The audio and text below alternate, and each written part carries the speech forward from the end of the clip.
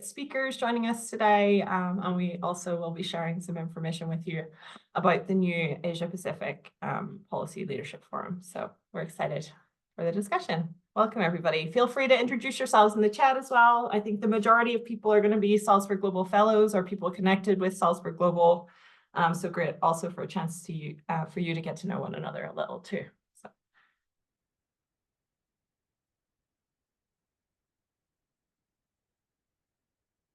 Okay, there's a couple more just joining, so we'll get started in a minute or so, and then everybody's got online.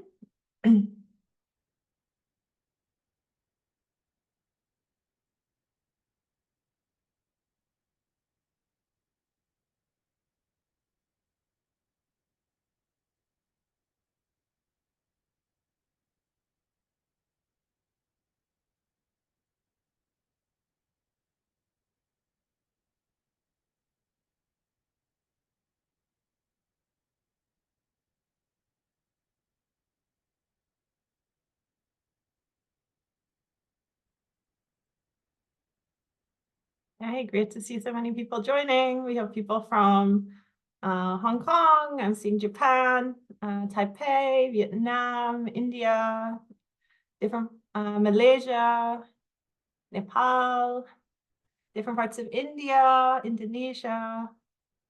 Welcome, everybody. Great to see so many people joining. And I know it's a holiday for some this week, so thank you also for taking the time for those that are celebrating as well. Okay, we're going to get started. We are recording the meeting, and we will be sharing the recording. Also, if you have anyone who wanted to join who wasn't able to be with us today, that will be available after the call.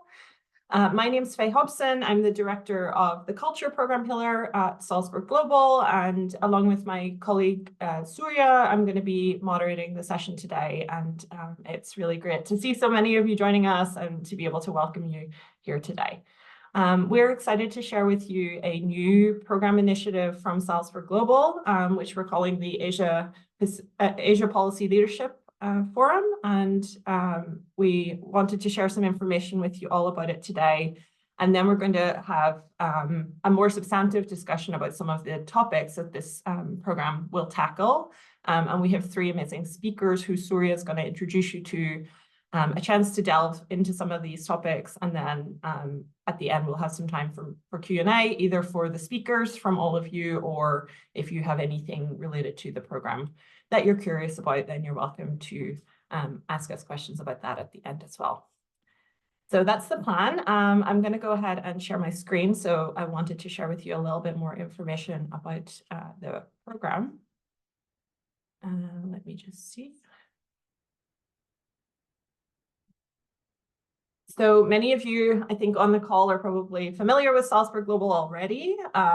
We are an independent nonprofit founded in 1947, just after the end of the Second World War. I would say looking at the news around the world at a time whenever the world was in a very similar state of fragmentation, of polarization that as we have today. We were founded as a place for people to come together across difference, to be in dialogue with one another, a space for learning, a space for exchange, and that founding mission remains very core to our work still today. In the last 77 years, we have gathered more than 40,000 people from over 170 countries.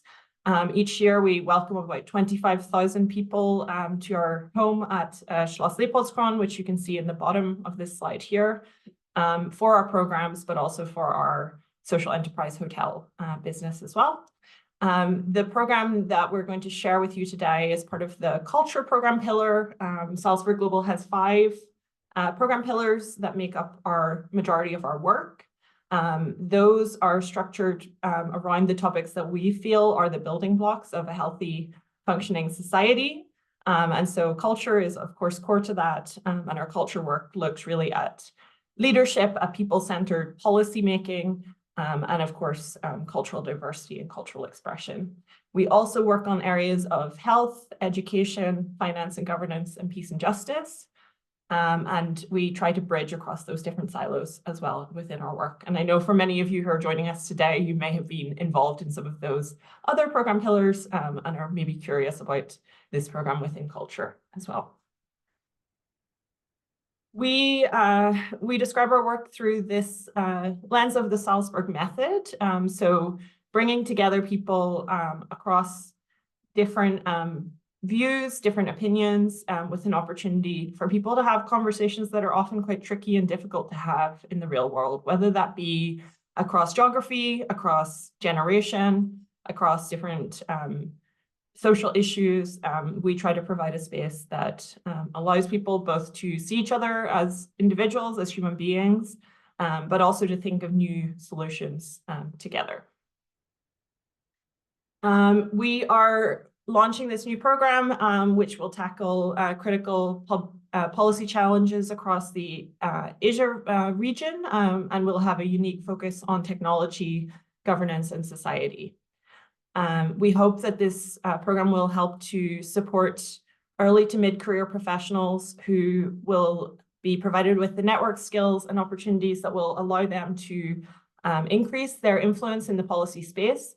That will also help to highlight the role of diverse rising talent in shaping the region's influence, and connecting up that network also with Salzburg Global's global networks of people working in both Europe and the rest of the world as well. The region, as I'm sure many of you know and are working on, but also that we'll touch a little bit on some of these issues today. The need for leadership, the need for interdisciplinary thinking, the need for representation. These are things that are not only specific, of course, to this region, but are really important and key in rethinking policy leadership for the future. And some of those are the themes we're going to tackle within the forum moving forward.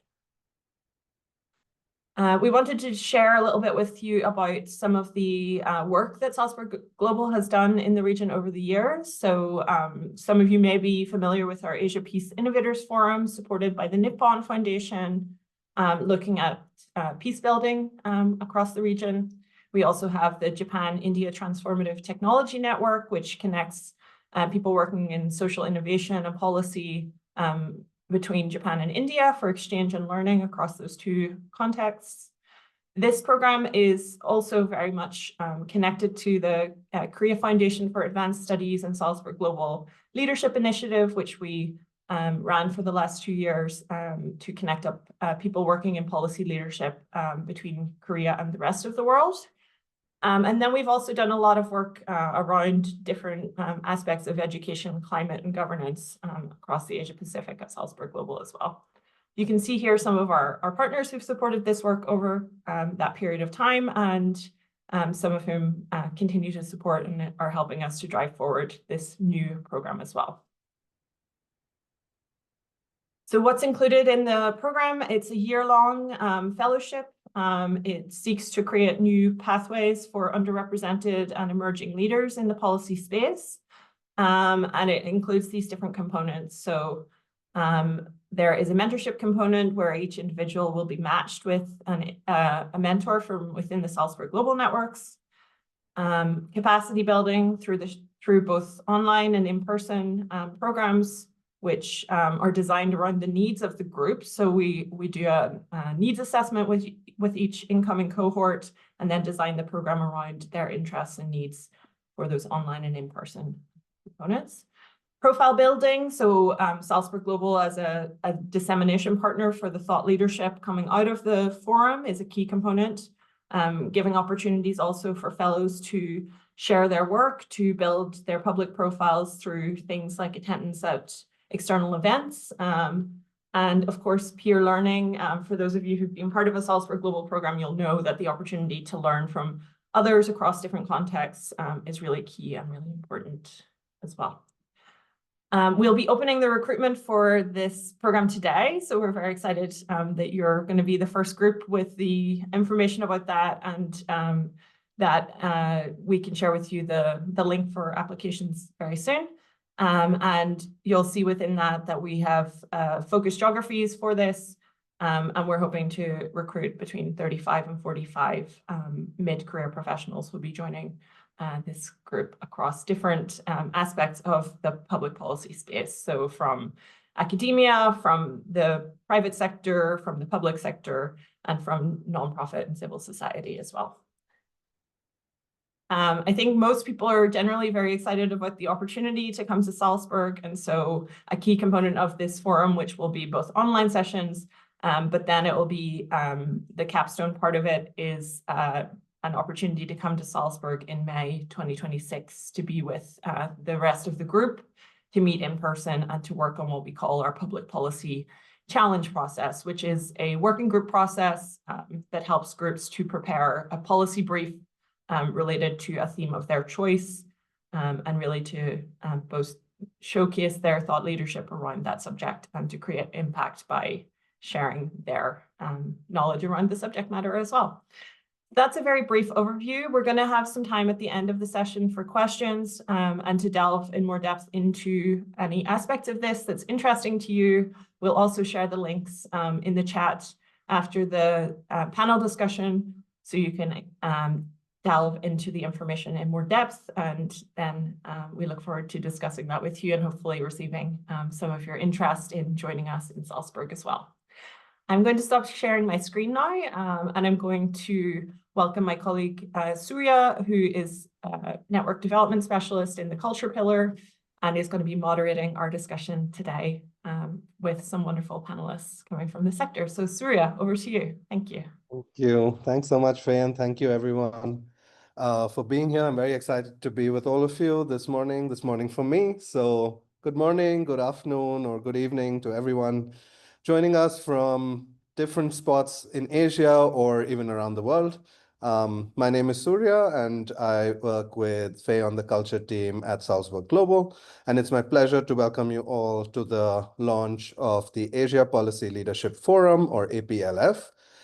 This is a new initiative, as Faye mentioned, that's dedicated to cultivating the next generation of policy leaders in the Asia region.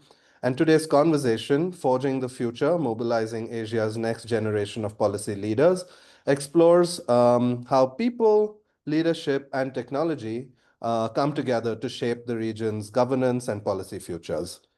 While the full fellowship or program next year will dive deeper into questions of technology, governance, and society, also as Faye mentioned, this launch event or this panel itself will focus more on something even more fundamental, which is human capital.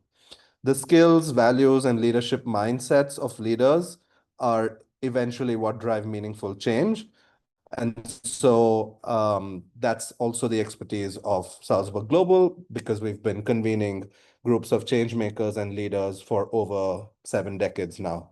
Since 1947, Salzburg Global has brought together leaders and change makers from every corner of the world to imagine and build more just and equitable futures.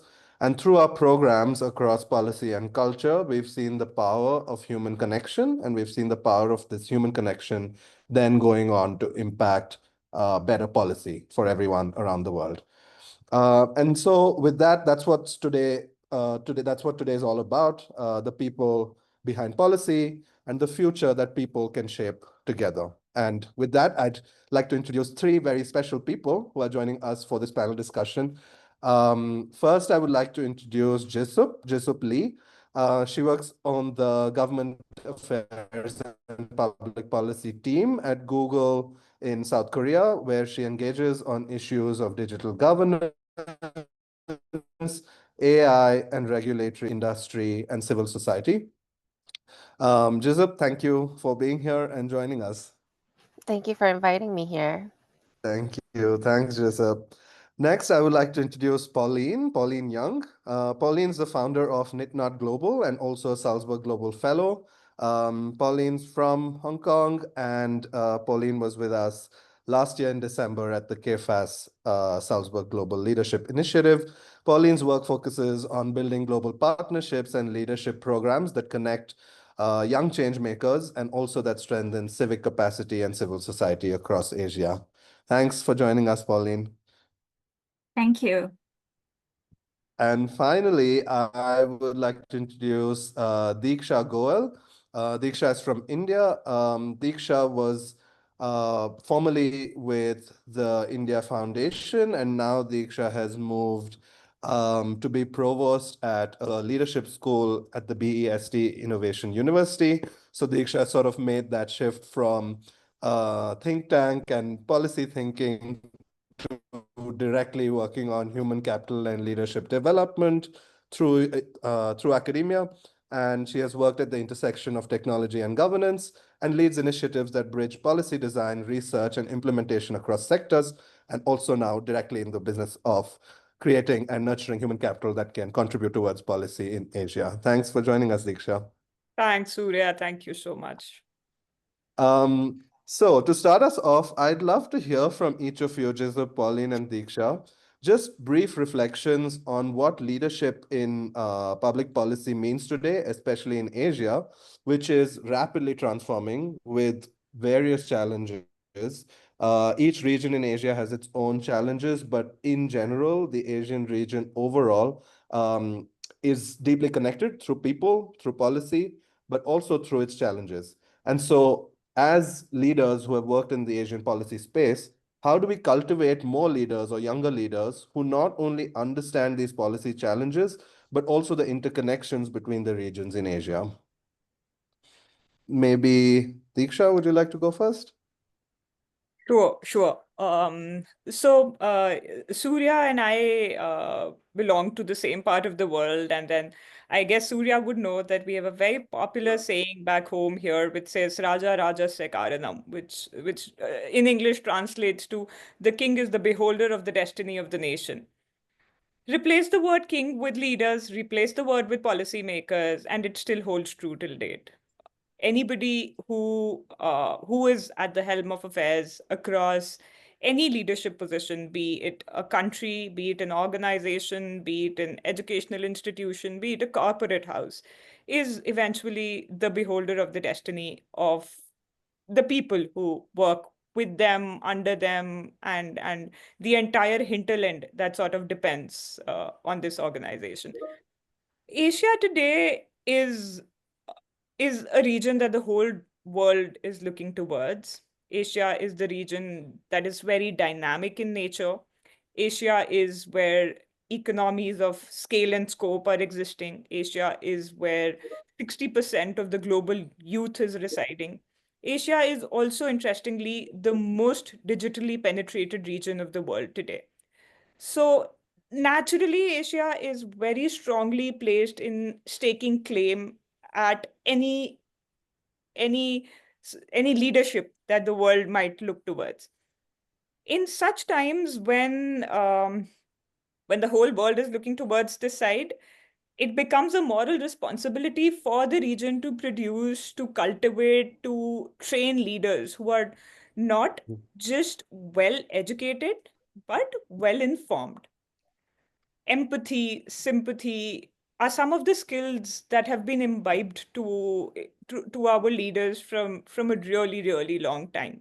But that one gap that I, as an individual, feel always existed was an institutionalized form of training an individual to transition from a citizen to a leader, to transition from just being a stakeholder to a leader. Now, this leadership could be managerial, could be a C-suite leadership, could be political leadership, could just be social civil society leadership.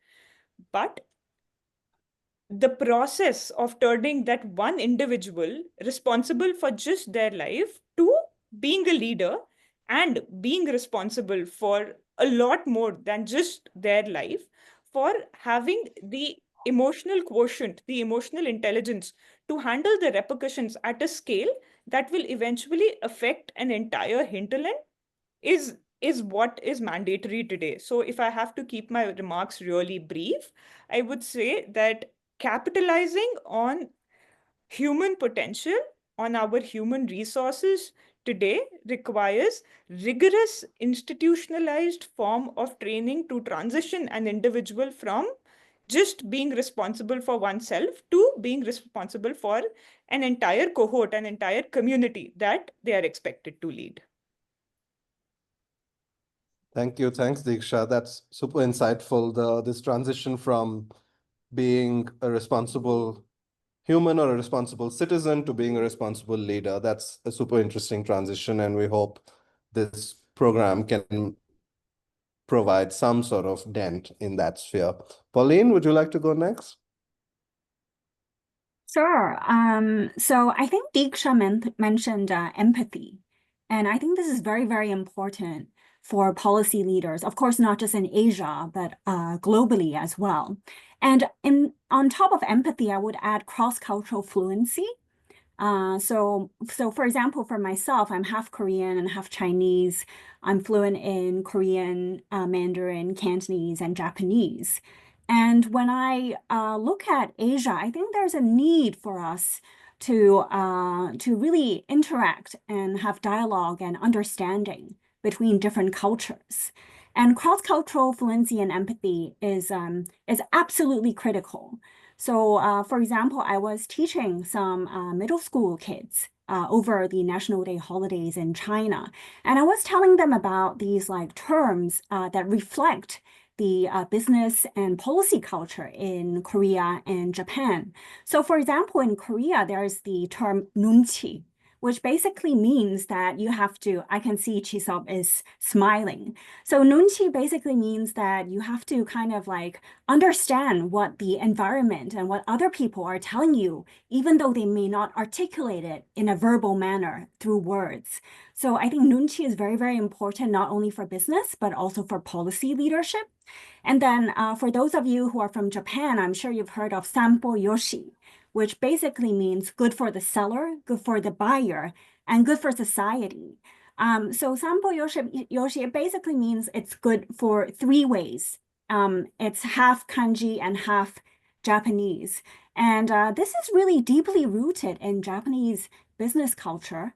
And I think this is also reflective of the way that Japanese people think in a country that has a lot of natural disasters, including earthquakes. And so it's really bringing people together and resulting in win-win situations. Got it. Thank you. Thanks, Pauline. I think you raised super important points there about cross-cultural fluency. And I think that goes very much in hand with empathy as well, right? Because that's kind of how you can be fluent across cultures, which also means that empathy is at the core of it, or like the foundation of trying to understand beyond your own borders or beyond your own people. So thank you for that input as well. Jizup, I will now turn it over to you. Well, thank you for sharing all your insights, Diksha and Pauline. And I 100% agreed on what you guys both said. So empathy and cross-cultural understanding is very important. And I'd like to also, on top of that, include cross-sectoral understanding and expertise. What I really wanted to say was this kind of connecting leadership between not only cultural, but also on the private and public sector. And this actually comes from my background is because I used to work in the Korean government for about 6 to 7 years. And then I transitioned to the private sector. And during that transition, I kind of understood that it was my learning that while in the public sector, it was quite difficult to understand how the private and the technology was evolving. And while after moving to the private sector, I see some of my colleagues still having the lack of understanding on how the public sector really understands or how it proceeds. So that kind of understanding between the sectors would also help leaders to really evolve into making the right policies and to help the society in making the right decisions. Thank you. Thanks, Jizup. Thank you so much for that. Just as you were speaking, I had another follow-up question on that. For policy leaders, or especially those that have joined us today on the call, since you've straddled both the Korean public sector as well as now the private sector, or what we now know as big tech at Google, what do you think are the sort of main similarities and differences in the Korean context between how policy leaders need to engage with or interact with the public sector and the private sector differently, and how do those intersect? Okay, so the differences in between the private and public sector would be I would first say the procedural parts, because in the private sector, you are more or less focused on the outcome itself and to really be direct to reaching your goals. And it could be like not only making that kind of profit or something like that, but because in Google, our mission itself is to make the world better by having our information shared around the world. So this doesn't have to be the goal, how the mission and goal is framed, but the way we are trying to work towards it. So in the private sector, we are more goal focused, whereas in the public sector, you have to have all those procedures and the laws or the regulations that you have to stick to in order to reach that goal. So that is the main difference between I'd say the private and the public sector. But one theme that goes across is that shared goal. And I think if we between the private and the public, if we could come to an understanding of that shared goal and making good, I think that a conversation will be more smoother, and we can together make a more helpful environment for all. Right. Thank you. Thanks, Jizab. Diksha, I'll just turn that over to you as well. And just to push that point a little further, Asia's policy ecosystem is, as we said, like very unique and diverse according to the regions. And it also spans public, private sectors, but also the nonprofit and civil society, as well as media, academia, and all these spaces that have deep influence on policy in the region.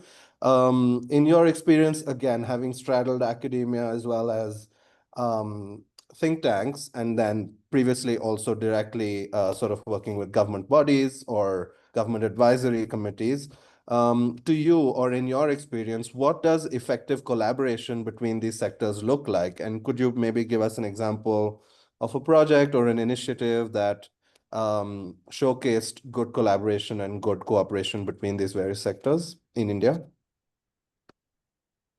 Yes, thanks, Surya. So, as you rightly said, that the world today is very heteropolar, right?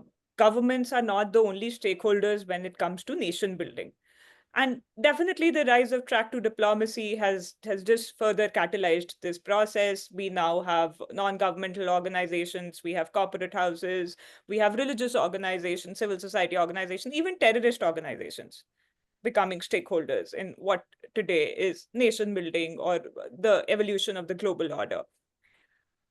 The stakes have definitely changed. The rules of the games have changed. But this has just made room for greater citizen-centric collaboration.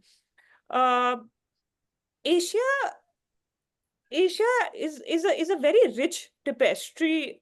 Asia has a very rich tapestry when it comes to policies, when it comes to the nuances in policies and the composition of societies. Just by the scale of diversity and the sheer complexities that exist in this region, policy in Asia, and I personally feel even for the world at large, has to be looked at as a beta product. The alpha product, irrespective of what region are we talking about, has to be citizen-centric interest.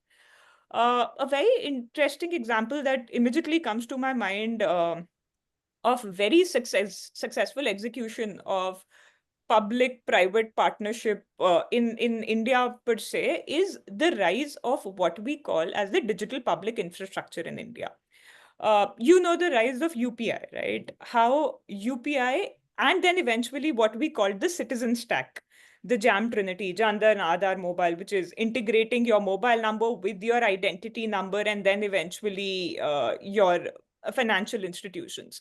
Just the penetration of that citizen stack, firstly at a national level and then eventually at a regional level, further now growing towards the global level.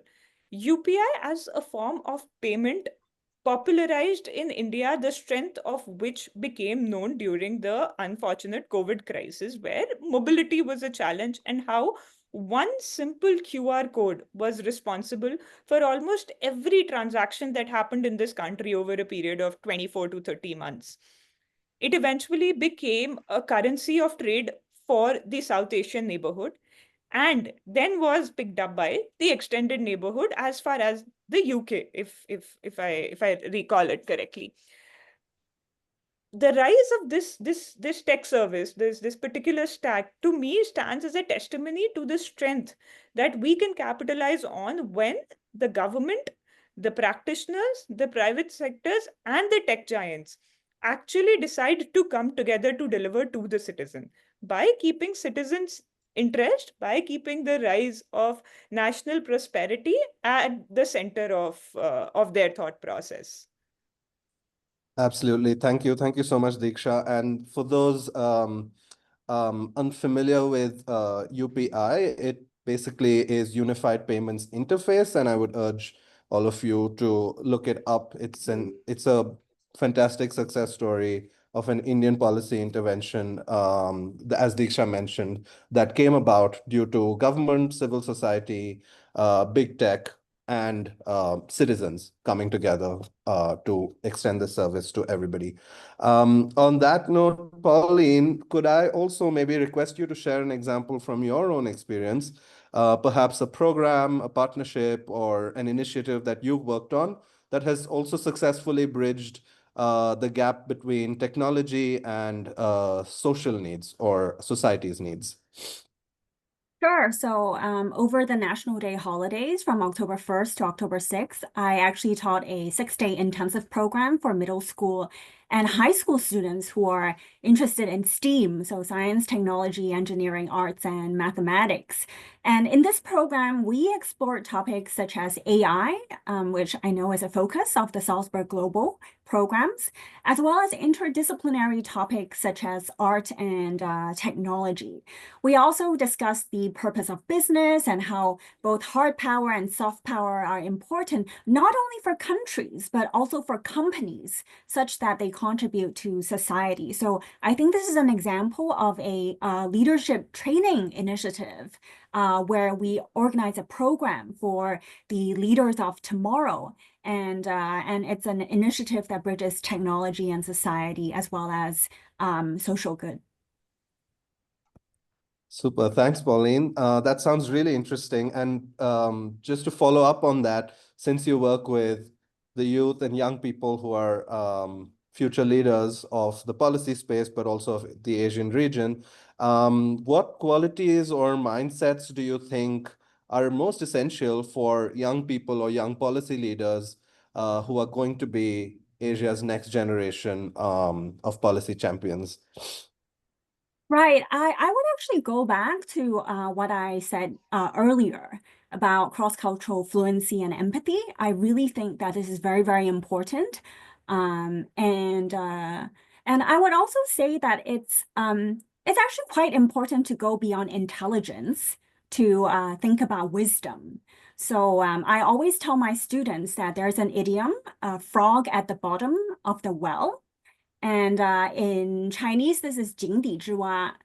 In Korean, this is umuran 개구리. And in Japanese, it's inonaka no kawaji. So basically, what is a frog at the bottom of the well? It's a frog that is inside a well, and he only sees the sky, the blue skies, and he thinks that that's the entire world. But what we really want to encourage the young people and the next generation is that they cannot be a frog that's just looking up there. They have to come out of the well. They have to explore. They have to go to different countries. They have to understand different cultures. And it's really through this like international dialogue and understanding and the cross-cultural fluency and empathy that our next generation will become the leaders of tomorrow. Thank you, Pauline. That was super helpful, super insightful, and I hope everyone here who plans to apply for the program is taking notes. Diksha, may I ask you the same question as well? What qualities or mindsets do you believe are essential for Asia's future policy leaders? Firstly, a growth mindset. Nothing other than a growth mindset can accelerate the development of the region in the current context.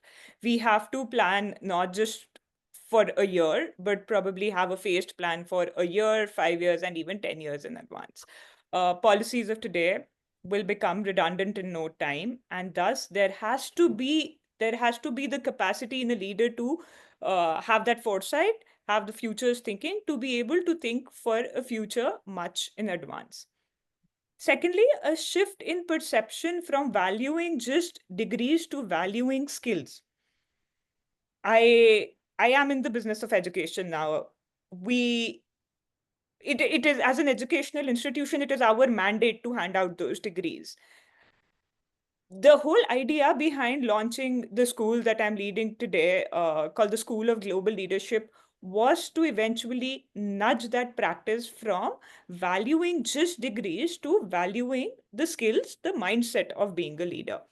So eventually, there will have to be a shift from a very compartmentalized, framework-oriented learning to a more practical, a more case-based, and a more fluid learning that promotes original thinking and primary research. Uh, Thirdly is the mindset to be able to learn. In our careers, and I'm sure Pauline and Jisoo both would have come across situations where we deal with a lot of mid-career people, right? And the challenge comes in when you call them the mid-career trainees.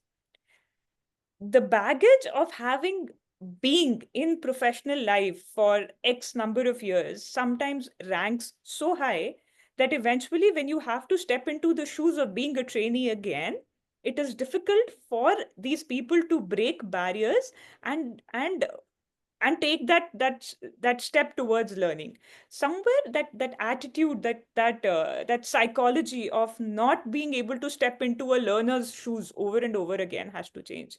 So yeah, for me, in 3 words: growth mindset, skills over degrees, and lifelong learning is what will eventually define leadership in the times to come. Superb. Thank you. Thank you so much, Diksha. Jisoo, would you like to add something to what you believe are the qualities or mindsets that policy leaders in Asia need to focus on?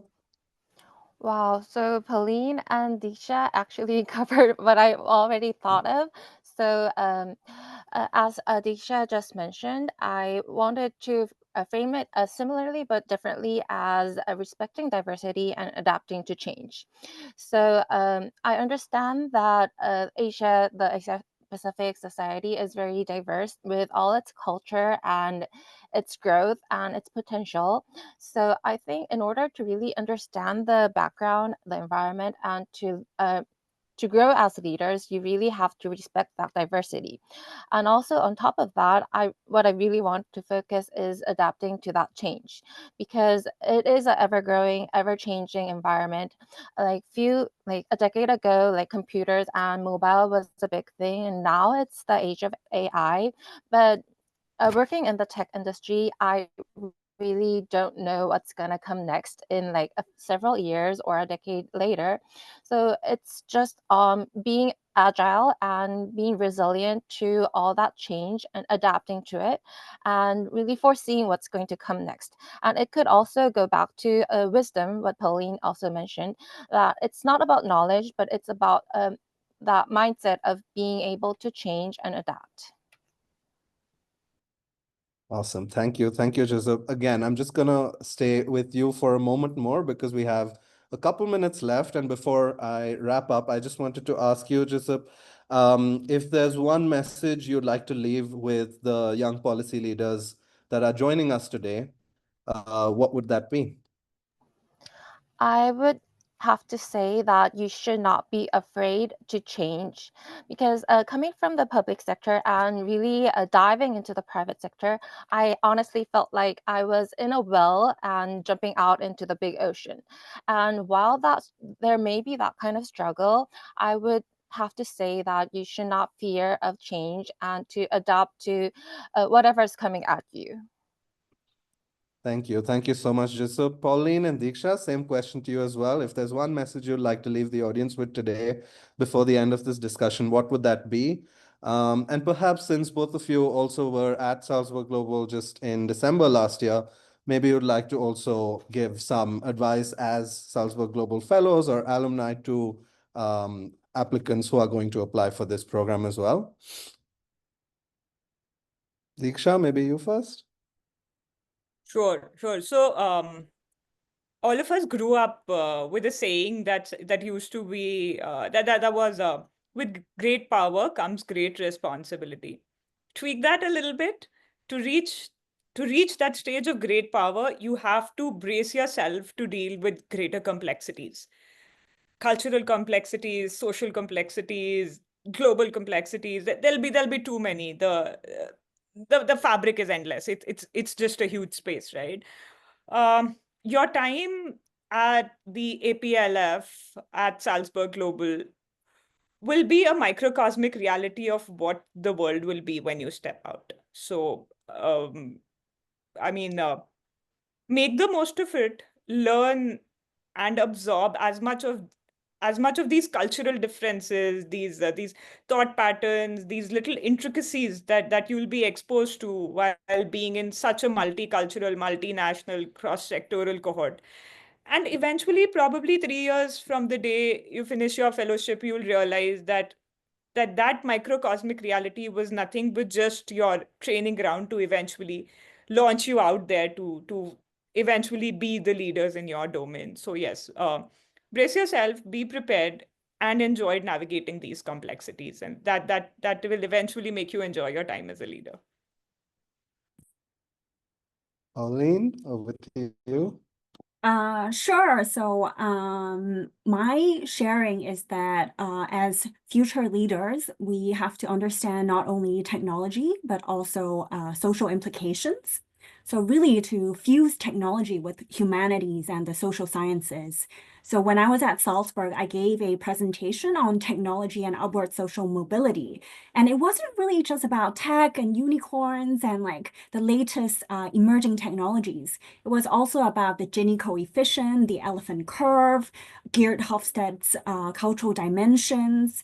So really, we can champion stakeholder capitalism or public interest capitalism. And I noticed that one feature of this Asia Policy Leadership Forum is that it welcomes people not only in government, but also from the private sector. So, so I encourage people from all different backgrounds to attend. And also, the last thing I would say is that in my research, I've looked a lot at Harvard professor Betty Lana's research, and she talks about hybrid organizations that pursue joint social and economic goals. So those who are in the private sector can actually pursue goals with a social mission, and those in the public sector can also go after private sector efficiency. And it's when we combine these social and economic goals that we can come up with optimal solutions for technology, governance, and society. Thank you. Thank you all so much. Thank you once again, Diksha, Pauline, and Jisoo for your thoughtful insights, your ideas, your advice, and generous reflections. Each one of you has helped us view policy and the intersection of technology, society, and governance that's going to transform this region, but also more importantly, its people. Its values, and that ultimately is going to define what leadership in Asia looks like, what policy in Asia looks like, and what Asia looks like in and for the world as well. Thank you also once again for joining us. I know it's been holiday season and I know it's been different time zones, and thank you Jisoo, Pauline, and Diksha one last time, and also for the audience for being engaged and dropping comments and asking questions, which I'm sure we can take now. And with that, I will hand it over back to Faye. Great. Thanks so much, Surya, and thank you to all of our wonderful speakers. Just want to open up to the audience. You've heard some insights from our panel, and we have opportunities now for a couple of questions from the audience. please feel free to drop them in the chat or to raise your hand and unmute, and you can speak them into the group as well.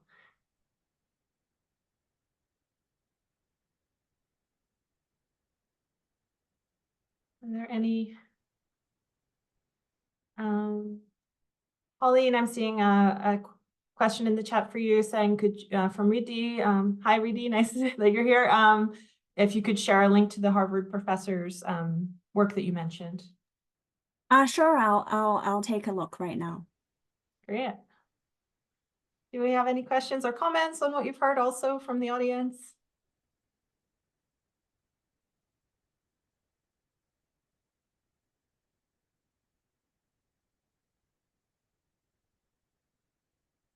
Yes, please. Deepika, please feel free to unmute. Yeah, hi. Thanks for the lovely presentation. I just want to, because I work in the medical setup especially with children with special needs. My major work is in autism. I really want to know, do you have something which is specially focusing to this sector? Because that is a very underrepresented sector, not just in India. I mean, it is underrepresented if you look at it throughout the world. So do you have anything specifically focused on children, youths, adults with special needs? We definitely, I think that's a question more to Salzburg Global than to any of the panelists from what I'm hearing. We do within our health programs have topics that would probably touch on some of those interest areas for you. And then also within our education pillar, ideas around inclusive education, for example, are things that colleagues in that pillar have explored as well. So I would encourage you to have a look at what's happening in both of those program areas, and the contact information of the teams leading that work is on the website as well. And if you see something that's of interest, then feel free to reach out to them. Thank you. Thank you. Thanks for bringing that up. Jonathan, I see a question in the chat from you, which says you'd be interested in what the panelists see as the emergence of creating shared value in Asia. Would any of you be interested in answering that? So of creating shared value within Asia. And maybe Jonathan, if you're able to unmute and you want to speak your question yourself, then you could give a little context yeah. of what you mean as well. Perfect, thank you. Okay, thank you so much. So, I mean, because I think the common theme from the panelists was that we all carry experience from working for the government, working in the private sectors, and what I see is there is still, I mean, while for some stakeholders, they still have the very traditional mindset that business should look for profit first, and for anything relating to society, that's the job by NGOs or by the government. Whereas the others, whereas I also see more and more stakeholders embracing the collaboration between businesses, non-government and non-profit making sectors, and then they try to create a new pilot model that aims to be sustainable in terms of making profits, and sustainable in terms of addressing social and environmental issues. However, such concept seems to be new in the region, and I attribute this rather to the gradual but slow development of social entrepreneurship in the region. Great, thank you. Diksha, Pauline, Jisop, would any of you like to respond to that question? Sure. So the idea, the principle of shared values, centering development around shared values, and moving together on the concept of not just shared values but shared responsibilities has been at the bedrock, has been the fulcrum of if I could say, collaboration in Asia. It is very central to the region. Asia is connected not just geographically but culturally, and naturally a lot of the global moral social responsibility towards the